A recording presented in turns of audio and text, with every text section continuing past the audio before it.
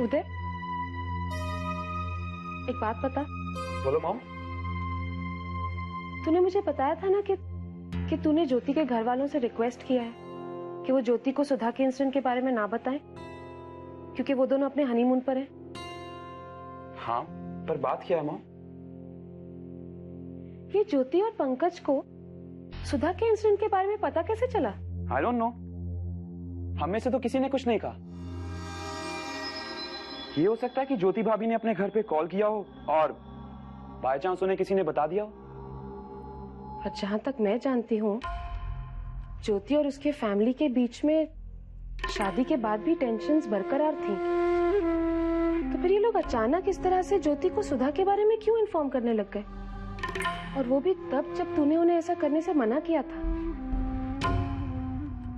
मुझे तो ये समझ में नहीं आ रहा, इतनी बड़ी बात कोई आदमी बाय चांस कैसे कर सकता है? पता नहीं कैसी फैमिली है ज्योति की।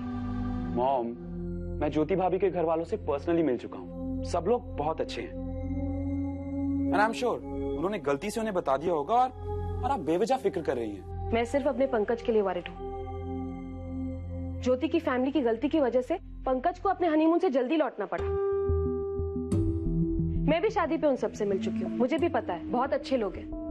लेकिन तेरे मना करने के बावजूद इस तरह से करना मुझे तो कुछ ठीक नहीं लग रहा है। Mom, just relax, everything is okay. सब कुछ ठीक है। Everything is not okay. Everything is not okay.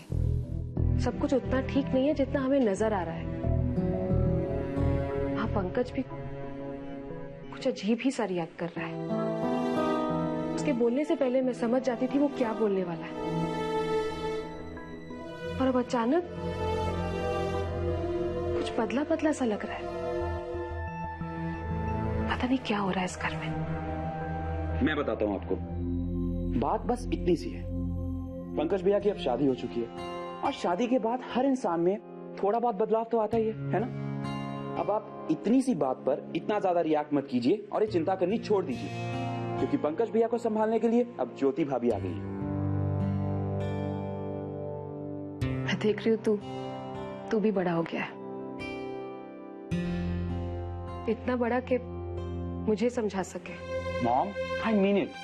आपको पता है, आप कभी कभी ना हम सबकी इतनी ज्यादा फिक्र करने लगती हैं जो आपकी सेहत के लिए बिल्कुल अच्छा नहीं। So stop worrying and relax. सब ठीक है।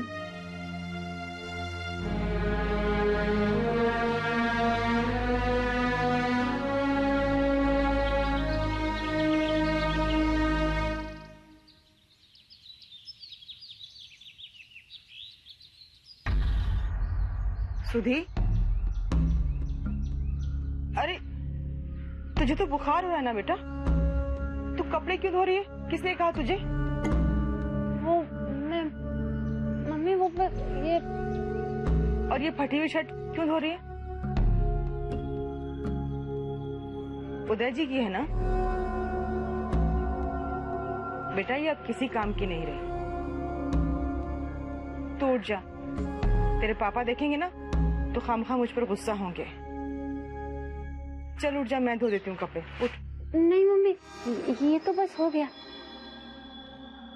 और आपको घर का इतना सारा काम है, क्या क्या करेंगे आप?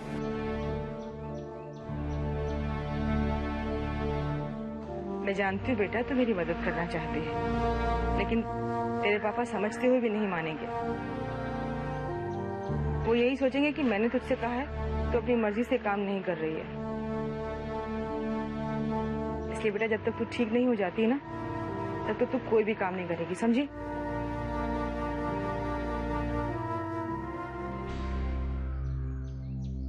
अच्छा, तेरा ये हो ही गया है तो उठ जा तू जल्दी, ज्यादा देर पानी में मत रुक। अच्छा लॉन्गश्री, मुझे बताइए इस घर में सबको सबसे ज्यादा कौन सी दाल खाना पसंद है? ओ माँ, ये तो बहुत कठिन प्रश्न है। क्यों? इसका जवाब तो आपको सबसे अलग अलग पूछना होगा बहूजी। किसी को काली, किसी को मूंग की, तो किसी को मसूर की दाल पसंद है। किंतु एक बात सब में एक जैसी है, इस घर के सभी लोग खूब तीखा और खूब चटपटा खाना खाते हैं। अच्छा, थैंक्स। हे भाभी। हाय। वाओ, ये चिप्स तो कमाल के हैं। अरे देवर जी, इन्हें ऐसे नहीं प्लेट में डालकर खाते हैं, ये ऐसे। लीजिए। नहीं भाभी, ये चिप्स प्लेट में डालकर नहीं खा सकते। क्यों? पहली ये कि ये चिप्स इतने टेम्पटिंग है कि मैं खुद को रेजिस्ट ही नहीं कर पा रहा। और दूसरी ये कि इन चिप्स को प्लेट में डालकर खाने का मजा ही नहीं आता। अच्छा ठीक है। लॉन्गशी जी, ये पंकज जी को दे आइए ना प्लीज। जी बोलो। वैसे भाभी, मैं आपसे एक इम्पोर्टेंट बात करने आया था, वो देविका के बारे में। याद है मैंने जिक्र किया था उस दिन? हाँ हाँ, उसे कैसे भूल सकती हो, जिसे आप डिस्को में मिले थे, है ना? वैसे देवर जी, बात कुछ आगे बढ़ी या? यही तो प्रॉब्लम है भाभी, मैं उसे समझ ही नहीं पा रहा हूँ। एक अजीब सी पहेली बन गई है वो मेरे लिए। इसलिए मैं चाहता हूँ कि आप मेरे लिए पहेली सॉल्व करें। मतलब साफ है भाभी, आप देविका से एक बार मिल लीजिए। उससे मिलने के बाद शायद आप मेरी कुछ हेल्प कर सकें कि मुझे कैसे अपनी बात आगे बढ़ानी चाहिए। तो ये माजरा है। वैसे तुम्हारी शक्ल देखकर तो बिल्कुल ऐसा नहीं लगता कि किसी लड़की को लेकर तुम इतने सीरियस हो सकते हो। क्या मतलब है भाभी, मैं आपको कोई ऐसा वैसा लड़का लगता हूँ क्या? नहीं, मैंने तो बस ऐसे ही कह दिया। अच्छा, मतलब ये सचमुच बहुत सीरियस है? बिल्कुल भाभी, बहुत सीरियस है। और अगर आप इजाजत दें तो शायद आज रात मैं देविका को ले आऊं आपसे मिलाने। शायद क्यों, ले ही आइए ना। शायद इसलिए भाभी कि मैडम के मूड का कुछ पता नहीं होता। अगर आज रात मिलने आई तो ठीक है, वरना फिर किसी दिन। ओके डन, जब चाहे ले आओ, लेकिन कम से कम इतना तो बता दो कि देविका खाने में पसंद क्या करती है, ताकि जिस दिन वो आए उस दिन मैं उसकी पसंद का खाना बनाऊं। हम दोनों लेट नाइट आएंगे भाभी, इसलिए खाने की आप फिक्र मत कीजिए। आप बस रेडी रहिए देविका से मिलने के लिए, ओके? अब मुझे अपने देवर जी के लिए इतना तो करना ही होगा ना। थैंक यू भाभी। पर उदय, ये देविका को रात में घर लाने की बात मुझे कुछ समझ में नहीं आई। I mean, उसके घर वाले, मतलब देविका को लेट नाइट घर से बाहर निकलने में डर नहीं लगता? भाभी, मैंने आपसे कहा ना, वो थोड़ी अलग है। अच्छा, मैंने तो बस इसीलिए पूछा क्योंकि सुधा के इंसिडेंट के बाद मैं खुद बहुत घबरा गई हूँ। देविका और सुधा की शक्ल जरूर मिलती है ज्योति, लेकिन वो दोनों बहुत ही अलग अलग मिट्टी के बने हैं। सुधा बहुत शाय और सीधी साधी लड़की है, जबकि देविका वो बहुत ही स्ट्रॉन्ग, इंडिपेंडेंट और बोल्ड लड़की है। मैं मिल चुकी हूँ उससे, और मजाल है कि कोई भी लड़का उसकी मर्जी के बगैर उसकी तरफ नजर उठा के भी देखे। वो सुधा के बिल्कुल ऑपोजिट है। ये तो बहुत अच्छी बात है कि देविका इतनी स्ट्रॉन्ग और इंडिपेंडेंट है।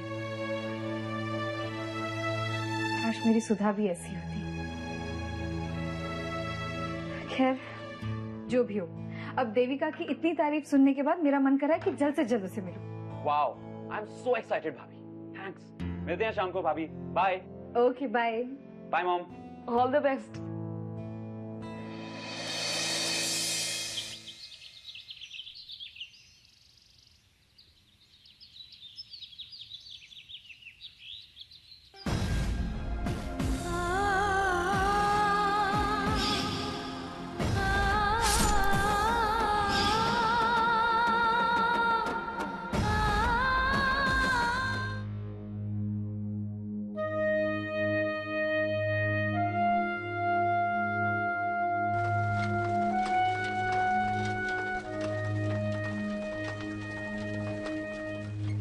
क्या बात है पद्मा, इतनी देर होगी, दीपू नहीं आया अभी तक?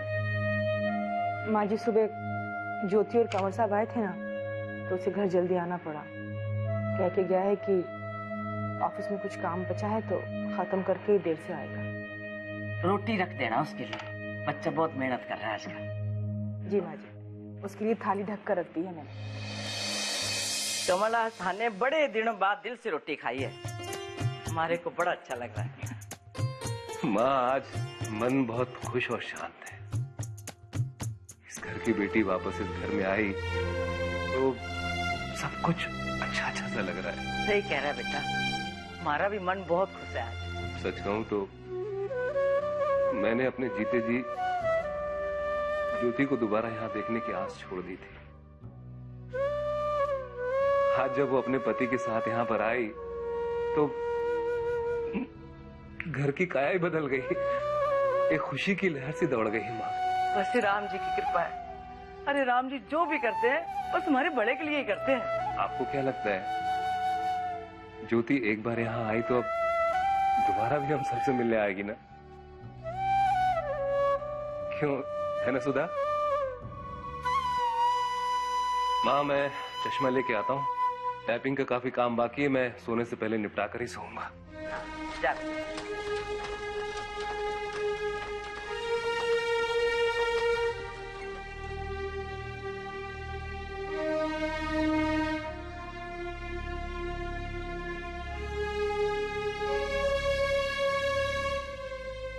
पद्मा आज मैं बहुत खुश हूँ। अरे ज्योति के आने के बाद मैंने कितने दिनों बाद आज कमल को इतना खुश देखा है। बहुत खुश हूँ बेटा। अच्छा है, लेकिन ज्योति हमसे मिलने नहीं आई थी।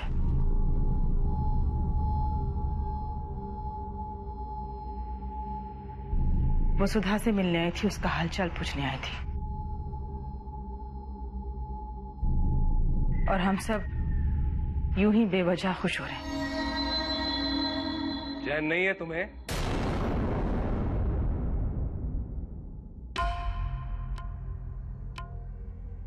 आ गई फिर आग लगाने के लिए? माँ, ये औरत मुझे चैन से जीने नहीं देगी।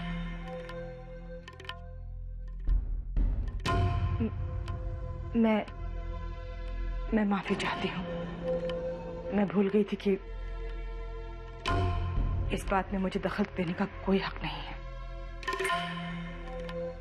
मैंने जो भी कहा मैं वो सारे शब्द वापस लेती हूँ।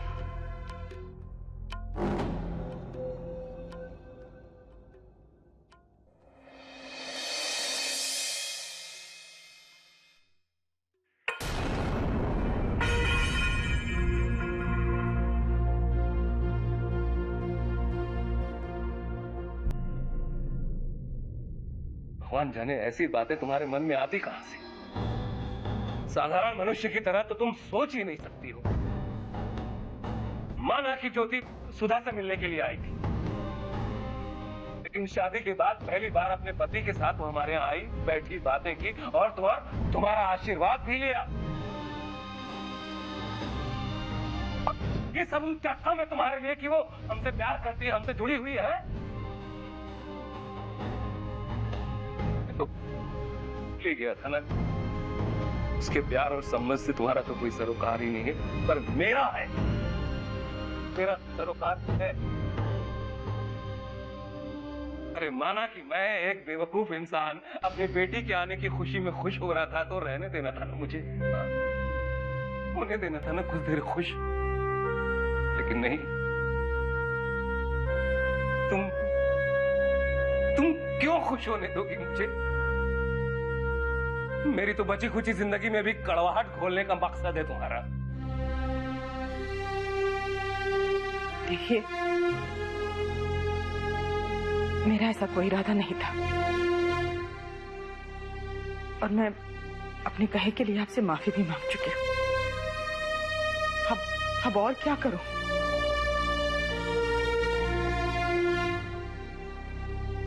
लेकिन आपको दिखाई नहीं देता है,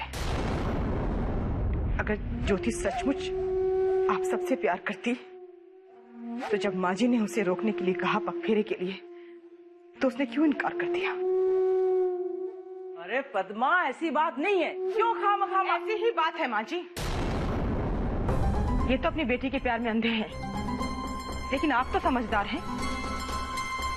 एक बार अगर मैंने उसे पगफेरे के लिए कहा होता और उसने मना कर दिया होता तो मैं समझ सकती हूँ कि वो मुझसे नाराज है, मुझे पसंद नहीं करती इसलिए इनकार कर दिया। लेकिन उसने आपको मना कर दिया। आपकी इज्जत और आपके मान सम्मान की परवाह नहीं की, इस घर की, अपने मायके की मान सम्मान की परवाह नहीं की।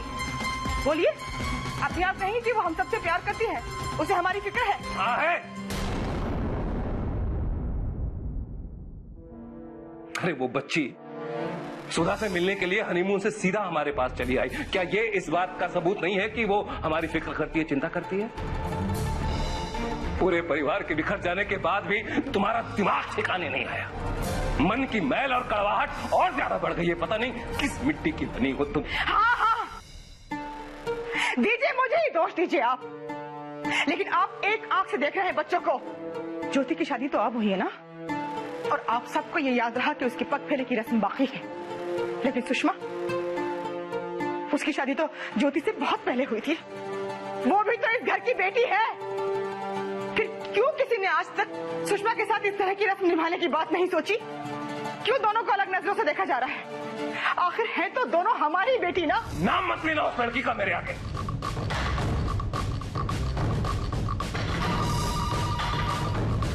1000 बार कह चुका हूं, उस लड़की से मेरा कोई रिश्ता नहीं, कोई नाता नहीं है। रिश्ता है। आपके हिसाब से मैं ज्योति की सौतेली मां हूं ना। मैंने ज्योति के साथ बुरा बर्ताव किया, लेकिन आप तो सुषमा के पिता है ना। कभी ज्योति की तरह सुषमा को प्यार किया आपने?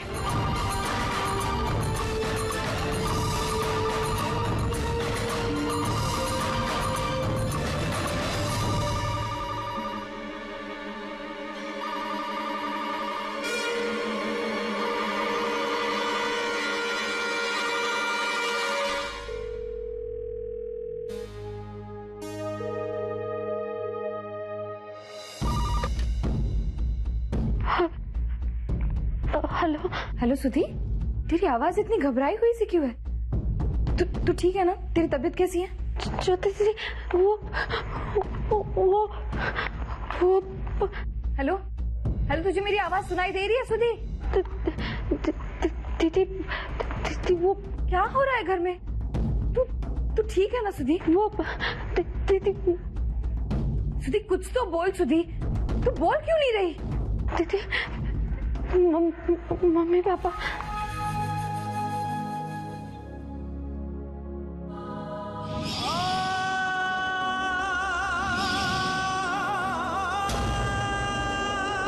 I'm just fed up of all this.